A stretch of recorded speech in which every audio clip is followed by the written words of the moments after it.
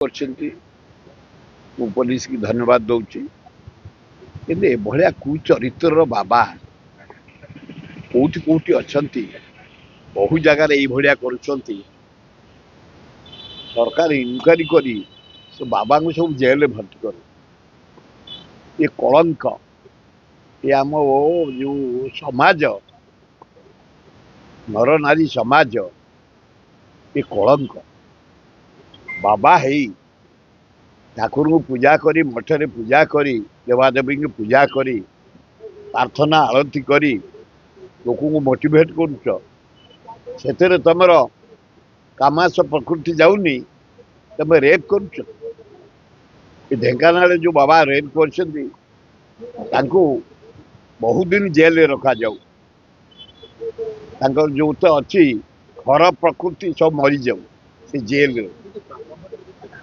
ଘୋର ଅନ୍ୟାୟ, ଘୋର ଅନ୍ୟାୟ। ଏ ଏକୁଟିଆ ବାବା ନୁହଁ, ବହୁ ବାବା ଏପର୍ଯ୍ୟନ୍ତ ଜେଲରେ ଅଛନ୍ତି, ବହୁ ବାବା ବେଲରେ ଅଛନ୍ତି। ଏ ବାବା କଳଙ୍କିତ ବାବା, ତାଙ୍କୁ ପୋଲିସ ଆରେଷ୍ଟ କରିଛି, ଭଲ କରିଛି। ଏହାଠୁ ଅନ୍ୟ ବାବା ମାନେ ଶିଖିବା ଦରକାର। ଚରିତ୍ରକୁ ଆଗ ଜଗ, ତାପରେ ସାଧନା କର। ସାଧନା ବଳରେ ଲୋକଙ୍କ ସହିତ ଆତ୍ମୀୟତା ସୃଷ୍ଟି କର, ଧର୍ମ ଭାବ ସୃଷ୍ଟି କର, ଭଲ ହବ। ନାଇଁ ନାଇଁ, ଆମେ ଏ ଅଞ୍ଚଳରେ ବାବାଙ୍କୁ ଆମେ ସବୁବେଳେ ଚକ୍ଷୁରେ ରଖିଛୁ। କୋଉ ବାବା କୋଉ ଚରିତ୍ରର କଣ କରୁଛନ୍ତି। ଆମର ଭୁବନେଶ୍ୱର ଖଣ୍ଡଗିରି ଚାରିପାଖେ 134ଟା ମଠ।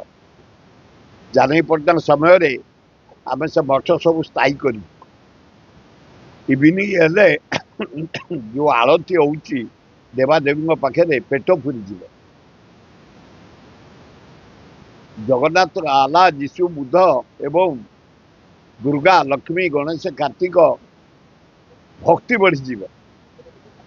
ନୀତି ସକାଳୁ ହଉଛି ରାତି ପର୍ଯ୍ୟନ୍ତ, ଆଳତି ସୁନ୍ଦର ଭାବେ ହଉଛି।